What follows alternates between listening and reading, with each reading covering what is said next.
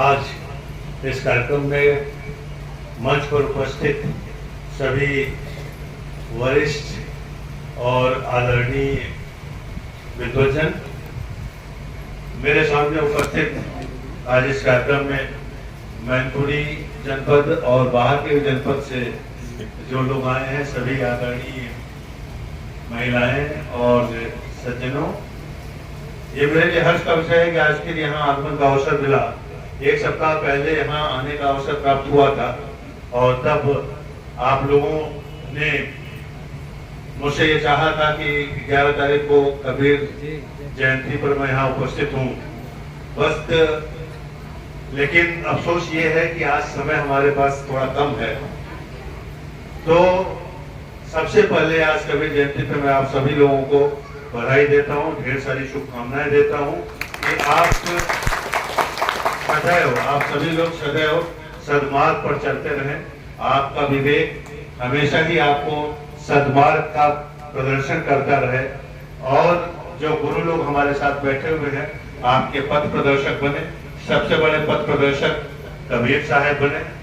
देखिए, आज या इन लोगों की उपस्थिति में जो कबीर साहब के बहुत गंभीर अध्येता हैं, कबीर साहब के बारे में बहुत जानकारी रखते हैं।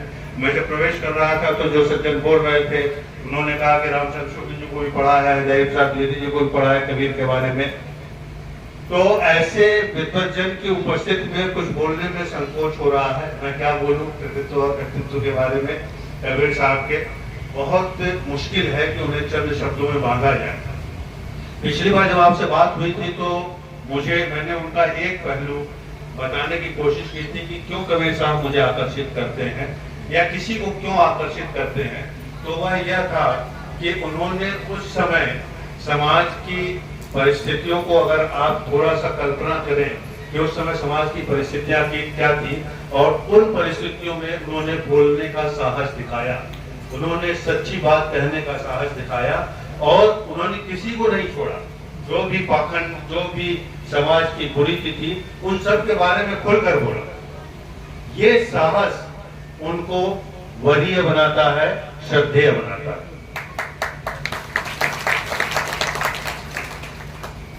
उस समय एक गुरु की आवश्यकता होती थी और गुरु की आवश्यकता आज भी है। लेकिन गुरु की आवश्यकता होने पर भी मैं ये कहूंगा कि सबसे बड़ा गुरु, अगर आप गुरु के समीप नहीं हैं तो आपका विवेक है।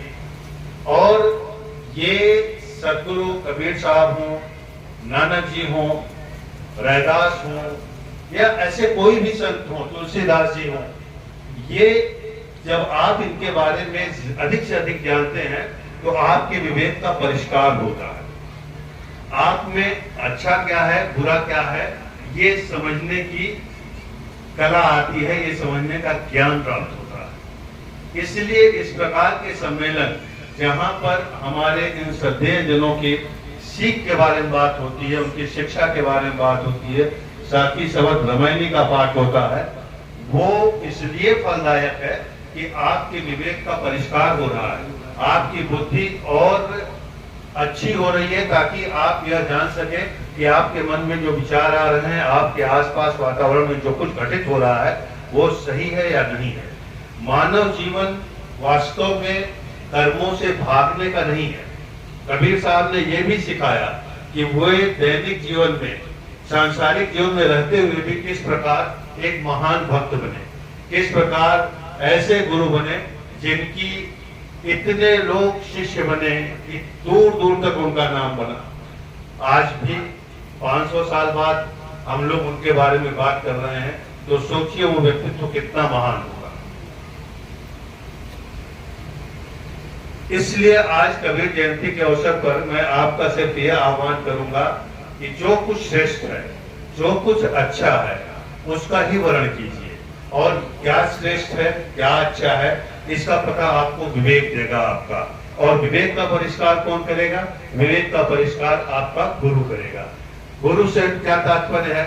गुरु से तात्पर्य यह है कि जो कोई भी आपको अच्छी बात बताए, जो कोई भी आपको सद्मार्ग में चलने को प्रेरित करे, जो कोई भी आपके अंदर की कमी को धीरे धीरे धीरे धीरे निकाल बाहर करे, और इस तरह निकाल बाहर करे कि कबीरदास जी ने तो गुरु पे बहुत कुछ बोला है, लेकिन जैसे गुरु कुम्हार शिष्य कुंभ है, शिष्य घड़े के समान है, और उसके गढ़ गढ़ काढ़े कोट जो भी बुरी प्रवृत्तियां हैं, जो भी बुरे विचार हैं, वो इस तरह से निकालता है कि अंदर हाथ सहार दे, अंदर हाथ का सहारा हो, और बाहर बाहर चोट।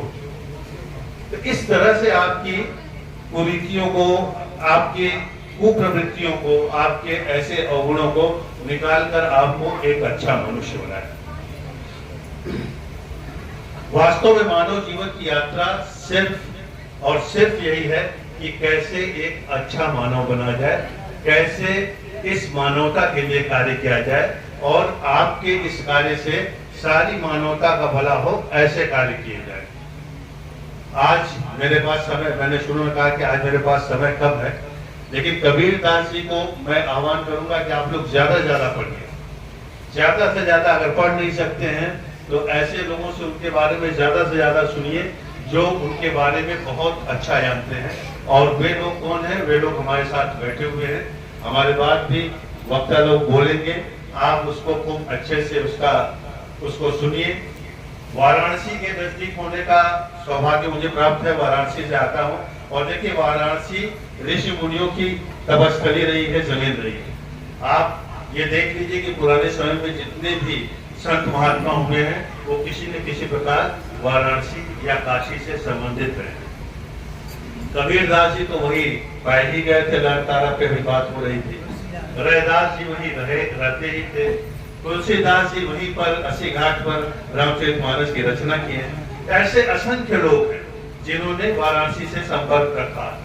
लेकिन तो मेरा तो सौभाग्य है कि वाराणसी के पास का, वाराणसी का रहने वाला हूँ। आप सभी लोगों में से लोग वाराणसी गए होंगे, लेकिन हर स्थान का अपना महात्म्य होता है। आप कबीर साहब की बात कर रहे थे, देखिए इतना पावन स्थान वाराणसी, जो मुमुक्षु यानी कि जिसको मोक्ष की इच्छा है उसकी नगरी कही जाती है। लोग मोक्ष की इच्छा लेकर वाराणसी जाते हैं, आप सब जानते होंगे। ये कबीर साहब का साहस देखिए। कबीर साहब ने क्या कहा? कबीर साहब ने क्या कहा? कबीर साहब ने अपने अंतिम समय कहा कि क्या काशी क्या मगहर ऊसर। बस्ती में मगहर है, अब संत कबीर नगर के नाम से एक नया जिला बन गया है, तो मगहर को ऊसर समझा जाता था, और काशी इतनी पवित्र नगरी। लेकिन उनकी उद्घोषणा सुनिए, क्या काशी क्या मगहर ऊसर, राम बसे ही ये मोरा, और जो काशी तन तजय कबीरा, रामय कौन भी हो रहा। जहां लोग काशी में मोक्ष प्राप्त करने के लिए जाते हैं, अंतिम समय में वो व्यक्ति कितना साहसी होगा कि वाराणसी में सारे जीवन रहे, और अंतिम समय में वाराणसी को छोड़ दिया कि भाई जब काशी ही हमें मोक्ष देगी, तो वो राम जिसकी बात हम जीवन भर कहते हैं, राम का मतलब वो परम सत्ता जो आपको बेहतर मनुष्य बनाती है, उसका कौन नहीं हो रहा है। वो मगर आए और मगर में उन्होंने देखा किया, आपको सबको कहानी मालूम। तो ये क्रांतिकारी विचार और उस पर आचरण करना, विचार रखना एक बात है, लेकिन आचरण करना बहुत कठिन है। मैं सबको आज शुभकामनाएं देता हूं कि ऐसे सद्विचारों से प्रेरित होकर आप सत्मार्ग पर आचरण भी करें। तुलसी बाबा की बात हुई, पर उपदेश कुशल बहु तेरे, जे आचरण ते नर न घनेरे। तो आचरण भी करना है। आगे मैंने जैसा कहा था कि कबीरदास जी पर या अन्य संतों पर, देखिए कबीरदास जी की एक महानता इस बात में भी है कि उस मुगल काल में उन्होंने किसी से नहीं डरा, किसी से। आप देखिए राजा को भी, जो उस समय उनके राजा रहे होंगे, उनको भी ऐलान किया कि हम भी मरेंगे, आप भी मरोगे, यहाँ कोई अमर होकर नहीं आया। क्या ऐसा साहस की कल्पना आप कर सकते हैं? तो ये महानता इसी बात में है, इसीलिए इतने उनके अनुयायी हैं, मेरे सामने भी इतने लोग बैठे हुए हैं, और मैं भी उनकी महानता के बारे में जितना पढ़ता हूँ उतना उनकी महानता के प्रति श्रद्धावनत होता जाता हूँ, श्रद्धा से सर्व होता हूँ। मैं एक बार फिर आप सभी को शुभकामनाएं देता हूँ। मेरे पास आज समय कम था, लेकिन मुझे आना भी था क्योंकि आप सभी लोगों का निर्देश था। तो मैं आया हूँ, एक बहुत ही आवश्यक सरकारी कार्य है और सरकारी कार्य का भी उद्देश्य वही है कि मानवता को किस प्रकार आगे ले जाया जाए। तो आप सब लोगों से भी शुभकामनाएं चाहूंगा कि मैं अपने सरकारी भूमिका में या समाज जो भूमिका मुझसे चाहता है उस भूमिका में उत्तरोत्तर में अच्छा काम कर सकूं, ऐसी प्रेरणा मुझे यहाँ आकर मिले, इस प्रकार की शुभकामनाएं मैं आप चाहता हूँ। आपने मुझे धैर्यपूर्वक सुना, इसके लिए बहुत बहुत शुभकामनाएं, बहुत बहुत धन्यवाद आपको और आगे शुभकामनाएं।